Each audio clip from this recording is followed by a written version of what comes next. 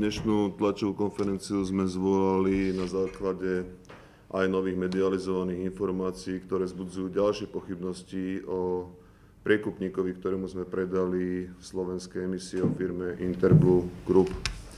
Na základe výpisu z obchodného registra amerického si môžeme pozrieť, že táto firma pred niekoľkými dňami jej expirovala licencia. To ešte neznamená, že firma neexistuje, ale znamená to a môže to signalizovať isté problémy práve s touto firmou samotnou. V tomto zmysle je našou povinnosťou, nakoľko emisný škandál je asi najväčší škandál tejto vlády, pýtať sa kompetentných a informovať ich, pokiaľ tieto informácie nemajú, o tom, akým spôsobom a s kým vlastne uzavreli tento emisný obchod. V tomto zmysle sme postupovali už minulý týždeň, kedy sa nám podarilo presvedčiť aj koaličnú väčšinu alebo časť koaličnej väčšiny, že má zmysel, aby pán minister Turský do 30 dní predložil správu do parlamentu o tom, ako celý obchod prebiehal, o tom, ako bol vyberaný kupec a vlastne čo všetko sa predalo.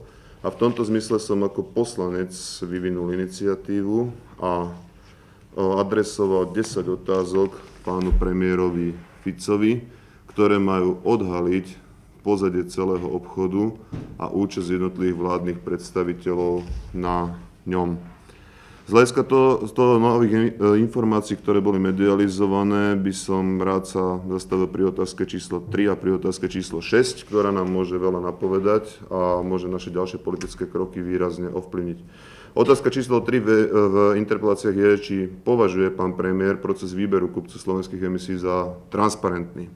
A otázka číslo 6, či považuje kupcu emisí firmu Interblue Group za dôveryhodného partnera a na základe akých kritérií. Treba podotknúť, že samotná zmluva z Interblue Group umožňuje, aby právny nástupca prípadný, pokiaľ by táto firma bola zlikvidovaná, aby prípadný právny nástupca vlastne prevzal na seba tie záväzky a tie výhody, ktoré táto zmluva poskytuje. To znamená, že v článku 8 bod 3 hovorí, práva a povinnosti vyplývajúce z tejto zmluvy prechádzajú aj na právnych zástupcov zmluvných strán. Tu treba podotknúť jednu vec, že nie je to štandardný postup. Nie je to štandardný postup, aby opozícia takto dôkladne chodila po amerických obchodných registroch, aby opozícia študovala dôkladne do hĺbky všetky články zmluvy, vyhodnocovala rizika. Bolo by to štandardné, keby sa tým zapodielal buď úrad vlády, ktorý má na to aparát, alebo ak to predtým neurobilo ešte predmetné ministerstvo. Ale celý tento obchod nie je štandardný. Celý tento obchod nie je štandardný, lebo na rozdiel od iných krajín, to znamená napríklad Čiech a Maďarska, kde obchodovali vlády priamo s inými vládami, či už Španielska, Belgická, Japonska, alebo vládnymi agentúrami. A vôbec sa za to nehambili, dokonca si na tlačovej konferencie vedľa seba posadili predstaviteľov tých agentúr, prípadne rovno ministrov z príslušných štátov, tak my sme obchodovali s priekupníkom, ktorého tváre vlastne ani nepoznáme. Ani nevieme, kto to sú, tí ľudia naozaj sa vyhýbajú médiám, tí ľudia nejakým spôsobom si nedali záležať, ani táto vláda, na tom, aby nám ich predstavila. Vôbec nás neinformovali o tom, odkiaľ pochádza ten kapitál, ktorý to nakúpil a kto je konečným príjemcom.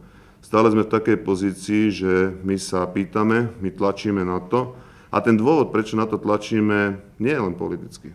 Ten dôvod je ekonomický. Ten dôvod je ekonomický, preto lebo občania, ktorí nás zvolili, tak jednoducho dostali presne polovicu, napríklad oproti Českej republike, oproti tomu, čo dostali jednotliví občania v Českej republike a dokonca ešte zhruba tretinu, alebo niečo viac ako tretinu oproti tomu, čo dostali občania v Maďarsku. A v tomto zmysle je zodpovedný premiér, nakoľko on je ten, kto vyberal ministra životného prostredia, on je ten, kto mohol zjednať nápravu, on je ten, koho upozorňujeme od prelomu marca, februára, že s týmto obchodom nie je niečo v poriadku. To, čo je pre mňa absolútne, ale absolútne zaražajúce je, že tento kontrakt je stále dlhodobý. Tento kontrakt je do roku 2012 a my stále vlastne nevieme, s kým sme tú zmluvu uzavreli, prečo tá zmluva je oproti našim susedom nevýhodná a rovnako nevieme, prečo premiér nekoná.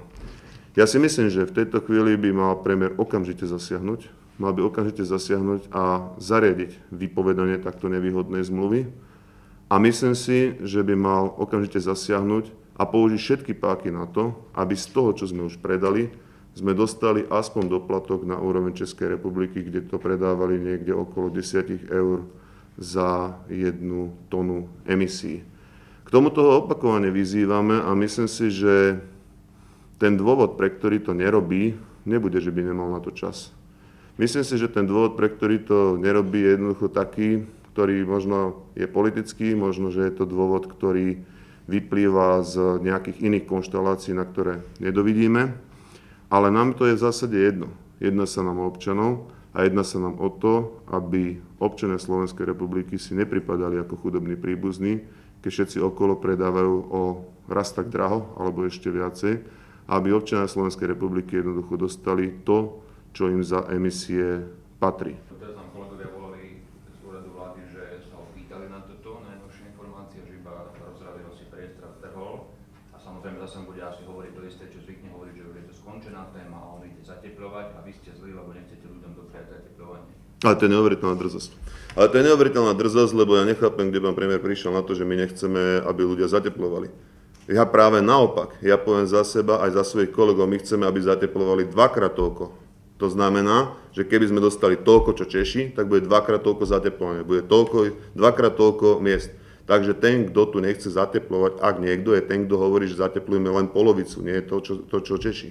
To znamená, že v tomto zmysle, ja možno rozumiem osobne, že je to premiérovi nepríjemné. Ja dokonca rozumiem aj tomu, že by, pokiaľ by sa odhalilo celé pozadie toho obchodu, tak ako o tom vrabce čvirikajú, že by jednoducho musela padnúť vláda.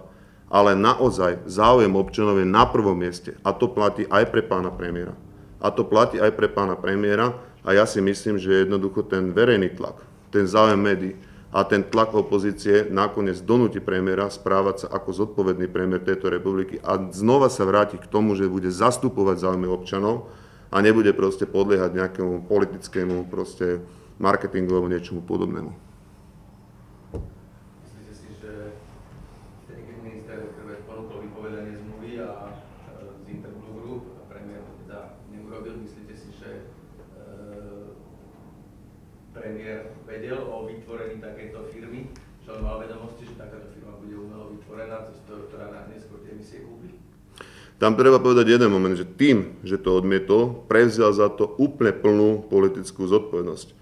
Pokiaľ si pozriete tie interpelácie, tak prvé dve otázky vedú k tomu, čo sa pýtam pána premiéra, kedy prvýkrát a s akým výsledkom sa začalo ten obchod zaujímať. To znamená, že pýtam sa ho, kedy začal vlastne ten obchod on ako premiér tejto republiky sledovať. Čiže svojím spôsobom, pokiaľ tie interpelácie dostaneme odpovede, tak tam bude aj odpoveď na túto otázku. Tým, že sa rozhodol prevziať za to zodpovednosť, tým, že vlastne nedovolil tú zmluvu vypovedať, tak jednoducho ja si neviem predstaviť, že by jeden premiér nebol kvalifikovaný a nevedel si zistiť, čo je aké pozadie tejto firmy alebo čo je všetko za tým obchodom. Pre mňa bolo úplne zaražajúce, keď som pred pár týždňami počul, ako premiér hovorí, že ešte nečítal tú zmluvu. To znamená z Interblue Group, hovoril to v rozhlase. A ja naozaj si neviem predstaviť, že keď celá odborná verejnosť čítala, keď ju politici opozície čítali, keď proste tá zmluva mala tisícky alebo 10 000 stiahnutí, tak za týchto okolností pán premiér si tú zmluvu neprečíta. Keby si ju prečítal a zistil by, že to je čisto priekupnícka zmluva, tak ako som to zistil ja, tak ja si myslím, že by naozaj musel konať. A mne to prípada ako taká hra na slepú babu. To znamená, pán premiér sa tvári, že je všetko v poriadku a vyplávajú stále nové a nové okolnosti. Preto aj upozorňujem na to, že ak by aj táto firma sa dostala do problémov, že by zanikla, tak by sme boli v situácii také, že prechádzajú všetky tie práva, prechádzajú na právneho nástupcu. Inými slovami, Slovensko stále bude mať záväzok do roku 2012 takmer všetky svoje kvóty niekomu odpredať. Ja sa len desím toho, že odkiaľ tá firma, tá nástupnická bude. To znamená, že veľmi by som apeloval na pána premiéra, aby využil všetky svoje páky. A zariadil, že táto zmluva bude vypovedaná A naozaj by som od neho ako od chlapa očakával, že zariadi to, aby Slováci dostali aspoň toľko, čo Češi.